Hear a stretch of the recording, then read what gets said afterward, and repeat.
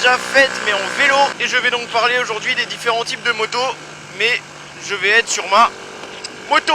Et oui, parce que si je parle des différents types de motos, je suis en vélo, donc j'avais pas encore vraiment la vraie notion de comment se comporte une moto. Et donc je pouvais pas vraiment différencier avec mon propre avis les différents types de motos. Étant donné que j'ai testé que la Yamaha MT125, donc ma belle moto, et la Duke 125, je peux avoir vraiment un vrai ressenti que par rapport à des roadsters. Mais j'arrive quand même à bien m'imaginer comment réagit une sportive par rapport à une roadster ou une supermode, tu vois. Donc je vais essayer de vous décrire au mieux l'usage qu'on peut avoir de tel type de moto. Donc il y a certains types de motos où je vais pas trop m'attarder dessus parce que je m'y connais pas énormément. Je vais pas trop m'attarder sur tout ce qui est custom et Harley Davidson. Je vais faire un petit point tout de suite, voilà. En général c'est vraiment les fans des Harley ou des custom qui en ont. C'est pas vraiment pour... c'est même pas du tout pour de la conduite sportive, je dirais. C'est surtout pour se la couler douce et pour faire vraiment des petites virées tranquilles. Et voilà un peu ce que je vais pouvoir dire là-dessus. Je vais pas pouvoir vous dire vraiment de caractéristiques dessus, hein, vu que je m'y connais vraiment pas. Je vais pas trop parler non plus des enduros et des crosses, tout simplement parce que je m'y connais pas trop non plus. Je me souviens plus trop de ton pseudo, mais je te remercie de m'avoir éclairé sur la différence entre cross et enduro. Et du coup je vais vous en faire part, comme ça au moins vous le saurez. Il m'a parlé d'une différence d'homologation. Et du coup, une cross ça va être une moto pour faire du tout-terrain, mais qui est pas homologuée. Alors qu'une moto en enduro, ça va être pour faire du tout-terrain, mais elle va être homologuée. Donc il me semble que ce soit ça. Si c'est l'inverse, reprenez-moi dans les commentaires encore une fois. Mais il me semble que c'est ça. Et dernier point que je vais pas du tout aborder, en fait quasiment, ça va être les motos de trial. Parce que tout simplement c'est pour faire du trial et c'est vraiment des motos à part. Donc voilà, c'est une discipline à part, c'est comme le cross, c'est pas du tout pour la route. Donc si tu veux une moto de trial, c'est que tu sais ce que c'est le trial, donc j'ai pas besoin de t'expliquer de trucs dessus. Donc maintenant je vais vraiment pouvoir passer aux motos vraiment pour la route, pour lesquelles j'ai plus de facilité. Alors déjà, je vais commencer par décrire deux motos, c'est-à-dire les supermodes et les sportives, pour après enchaîner sur les roadsters, parce que pour moi les roadsters c'est un peu un mélange d'une sportive et une supermode. Et donc voilà. Donc premièrement je vais parler des supermodes. Comme ça, voilà. La dernière fois j'avais oublié d'en parler, donc aujourd'hui les supermodes vont être en premier plan. Donc une supermode c'est quoi? C'est une enduro qui est montée avec des pneus de route. Donc après c'est pas forcément une moto spéciale enduro, hein. C'est surtout le châssis d'une enduro en général, le châssis, l'aspect visuel d'une enduro. Et assez souvent les caractéristiques d'une enduro, mais monté avec des pièces en général, hein, pas forcément seulement les pneus, monté avec des pièces de moto de route en fait. Donc en général c'est surtout les pneus qui se différencient. Et donc l'utilisation qu'on va en avoir en général, ce que je vois sur YouTube et en vrai, c'est surtout pour vraiment kiffer, parce qu'en fait tu as énormément de patates dedans, tu as énormément de couples. Et c'est ça qui va faire en fait que tu vas vraiment pouvoir lever tout le temps en supermode.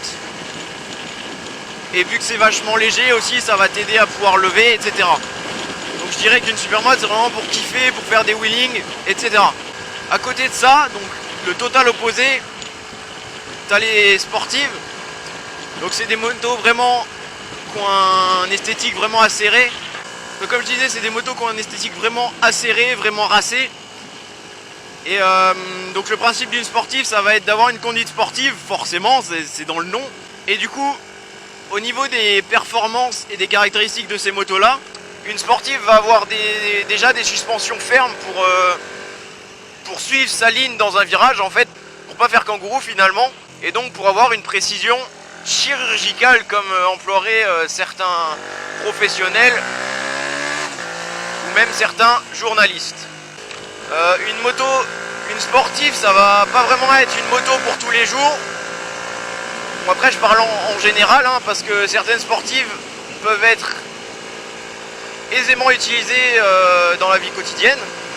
Mais en termes général, une sportive ça va vraiment être pour arsouiller, pour aller rouler sur piste Et voilà en gros la principale utilisation d'une sportive. Et pour terminer, donc il y a les roadsters. Donc les roadsters, à mes yeux, c'est quoi? C'est un mélange de supermoto et de sportive. C'est-à-dire qu'on va avoir une position assez droite dessus, donc assez naturelle. Mais assez souvent, cette position va être un petit peu portée sur l'avant, comme sur la MT-125 actuellement, de façon à ce qu'on puisse un petit peu avoiner dans les virages, dans les routes, et également de manière à ce qu'on puisse aller sur circuit sans trop de problèmes. Comme une sportive, on va pouvoir assez facilement faire frotter les genoux et les cale-pieds parce que la géométrie de la moto va plus être faite pour faire ce genre de choses. Évidemment, si tu as de la puissance, bah, tu peux faire des roues, hein. Tu peux faire des wheelings si tu as de la puissance, mais c'est pas le but premier non plus de la moto, quoi. Donc une roadster en définitive, ça va être un mélange entre un supermoto, donc avoir une position correcte que tu peux utiliser au quotidien vraiment, et en plus de ça, elle va avoir ce petit truc qui va faire que tu vas pouvoir faire du circuit avec, tu vas pouvoir vraiment arsouiller dans les virages pour essayer de faire frotter le genou, etc. Ah oui, c'est vrai, quatrième moto, que je sais pas pourquoi je n'y ai pas pensé là, mais quatrième moto qui est aussi très répandue et qui est aussi qui sont aussi de très bonnes motos, c'est les trails. Donc les trails, c'est ce que tu vois souvent en BMW, c'est-à-dire les 1200 GS. Donc en général les trails ça va être pour faire du voyage, pour faire des road trips. Tu vas avoir vraiment une position confortable, tu vas pouvoir mettre des bagages sur ta moto.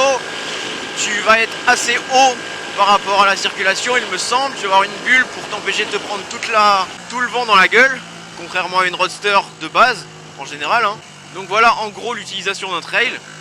Et dernier point que je vais pas m'attarder dessus parce que voilà j'ai pas trop de connaissances non plus dessus, ça va être les routières et les utilitaires. En général ce genre de moto c'est vraiment pour voyager ou alors faire des vraiment grands road trips sans avoir vraiment aucun problème d'assise, voilà ce genre de choses.